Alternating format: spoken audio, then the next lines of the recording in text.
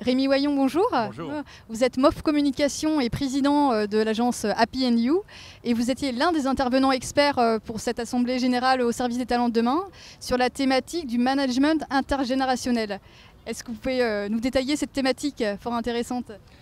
Oui, alors c'est toujours passionnant. Vous savez, je reçois il y a 3 semaines à peu près un mail de Denis, il est 22h, 23h, en me disant « Rémi, j'aimerais bien qu'on réagisse sur cette idée d'intergénérationnel ». Alors j'ai eu 3 semaines pour préparer cette intervention.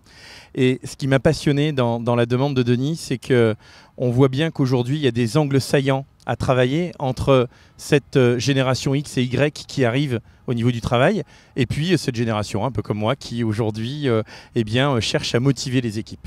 Je crois que ce qui est important à retenir, c'est 2 éléments. Le premier, c'est l'état d'esprit. Il ne faut pas recruter une équipe, il faut recruter un état d'esprit. Et ça, je crois que la sélection et le recrutement est essentiel. Établir des valeurs communes. Et enfin, il y a un deuxième élément qui a attiré mon attention. C'est justement d'avoir la capacité aujourd'hui de faire une sélection des équipes avec qui on va travailler en essayant de les motiver.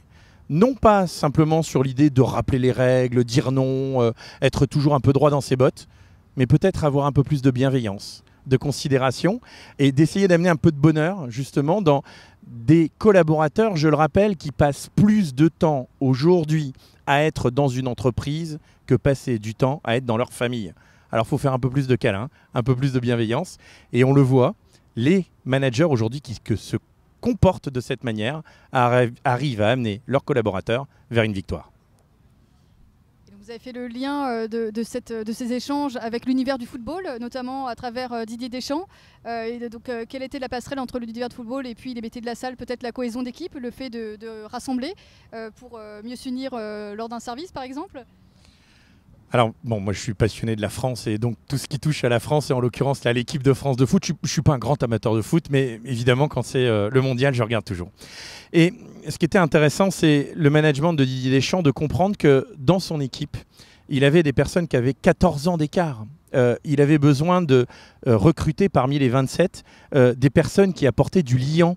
C'est-à-dire qu'ils n'étaient pas là pour jouer, ils étaient là pour apporter de la cohésion entre les équipes qui avaient besoin de temps en temps de lâcher un peu la pression, de rappeler les règles et puis de favoriser cet esprit d'équipe dont je vous parlais tout à l'heure. Donc Didier Deschamps, pour moi, c'est un vrai modèle de management auquel on ne se rend pas compte la force et l'impulsion que peut avoir une équipe de France pour amener, je le rappelle, les personnes à la victoire. Hein, le succès, c'est 3 likes sur Instagram. Hein. Là, moi, je vous parle d'une victoire, c'est-à-dire d'aller à la fin et de gagner et d'avoir les meilleures distinctions.